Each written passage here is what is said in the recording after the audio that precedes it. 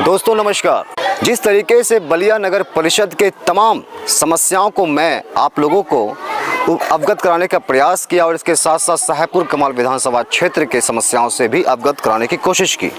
आप देख रहे होंगे कि उनमें तमाम समस्याएं जो है जस का तस बना हुआ है। रही बात यहाँ के जनप्रतिनिधि की, तो वो अपने अपने तरीके से काम कर रहे हैं, लेकिन कुछ समस्याएं ऐसी है जो लगातार कई महीनों से कहिए या फिर कई सालों से उसी तरह जो है बना हुआ है। उस पर शायद जनप्रतिनिधि का ध्यान नहीं जा रहा होगा या फिर और भी कई सारे कारण हो सकते हैं। हमारा सवाल ये है कि जब विधानसभा की चुनाव होती है तो कई सारे प्रत्याशी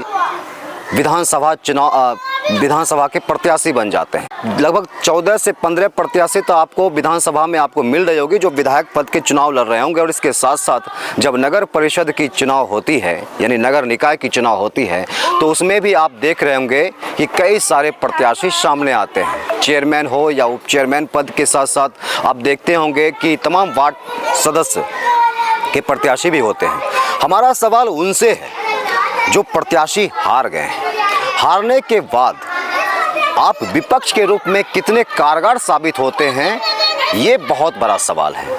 आप विपक्ष तो बन जाते हैं, लेकिन आपको पता होना चाहिए कि जो पक्ष में होते हैं, जिनकी सत्ता होती है, उनसे कई गुना ज़्यादा एक्टिव विपक्ष होते हैं। तभी वो सत्ता में तमाम तरह के धांधली या विभिन्न प्रकार के समस्याओं का समाधान हेतु आंदोलन करते हैं और उन समस्याओं का समाधान करने में अपनी अहम भूमिका अदा करते हैं। लेकिन शायद आप देख रहे होंगे कि नगर निकाय चुनाव में कई सारे प्रत्याशी तो थे, लेकिन अभी तक बलिया नगर परिषद की तमाम समस्या जस का तस बना हुआ है। एक भी प्रत्याशी जो विपक्ष में भी है, और फिर अभी नगर निकाय का चुनाव आएगा तो फिर वो जो है चुनाव लड़ेंगे।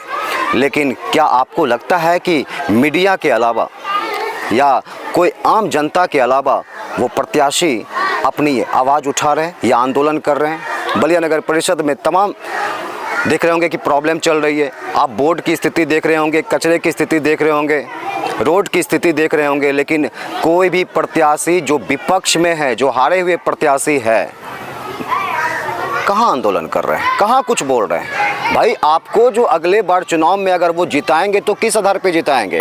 आपने विपक्ष के रूप में कौन सा भूमिका अदा किया, कौन सा बृहत काम किया, कौन सा कारगर ऐसा काम किया जिससे लोग आपको वोटिंग करें? लोग क्यों आपको वोट करेंगे? लोग आपको क्यों जो है जिताने की कोशिश करेंगे? बस चुनाव की समय आएगी, बड़े बड़े बयान देना शुरू कर देंगे मीडिया में आकर के कि इन समस्याओं का समाधान करेंगे, ये कर देंगे, वो कर देंगे। तो अभी आप कहाँ हैं? अब तो चुनाव आने वाली है, नगर निकाय का चुनाव नज़दीक आ गई। अब धीरे धीरे जितने भी प्रत्याशी हैं जो हार गए थे, अब इस बार चुनाव जीतने की तैयारी में बड़े बड़े बयान देना शुरू कर देंगे और देखते होंगे और आप देखेंगे कि वो जनता से मिलने का भी कोशिश शुरू कर देंगे, जनता से मिलना शुरू कर देंगे, चाहे वो कोई भी चुनाव हो। मैं सिर्फ नगर निकाय के चुनाव की बात नहीं कर रहा हूँ, मैं मुखिया का जो चुनाव होता है, पंचायत चुनाव होता है, पंचायत चुनाव हो गया, विधानसभा की चुनाव हो गई, या फिर आप कहिए नगर निकाय की चुनाव हो गया, कोई भी चुनाव होता है, जितने भी हारे हुए प्रत्याशी होते हैं, आपको वोट तभी कोई लोग करेगा जब आप हारे हुए प्रत्याशी के रूप में भी उतने ही एक्टिव दिख रहे होंगे जितना एक्टिव आप एक चुनाव के समय होते हैं। हमारा सवाल तमाम जनताओं से भी है कि आप लोग उन लोगों को अगर वोट करते हैं तो सोच समझ के ज़रूर कीजिए, और जो हार गए हैं प्रत्याशी उनकी एक्टिविटीज़ को देखिए और उनकी प्रयास को देखिए और उसके आधार पे उनको वोटिंग कीजिए, चाहे वो कोई भी हो। ये मेरा एक छोटा सा सवाल तमाम यहाँ के हारे हुए प्रत्याशी और विपक्ष में रहे प्रत्याशियों के ऊपर सवाल है। और जो जनप्रतिनिधि के रूप में है, आपसे भी हमारा अनुरोध होगा कि जितनी भी समस्या हम अपने मीडिया के ज़रिए आप लोगों को दिखाने की कोशिश करता हूँ, आप सबों से विनम्र निवेदन है, एक मीडिया के रूप में मैं आप लोगों से निवेदन कर रहा हूं कि उन समस्याओं का जितना जल्दी हो सके हल करने की कोशिश करें। आम जनता परेशान होते हैं, चुनाव के समय सभी प्रत्याशी उतना ही एक्टिव देखते होंगे। आप देखते होंगे विधानसभा की चुनाव हो रही थी, लगातार 15-20 प्रत्याशी इधर उधर लोगों से मिलना जुलना, हेल्प करना, बाढ़ पीड़ित में जाना। अब कहाँ हैं आप लोग?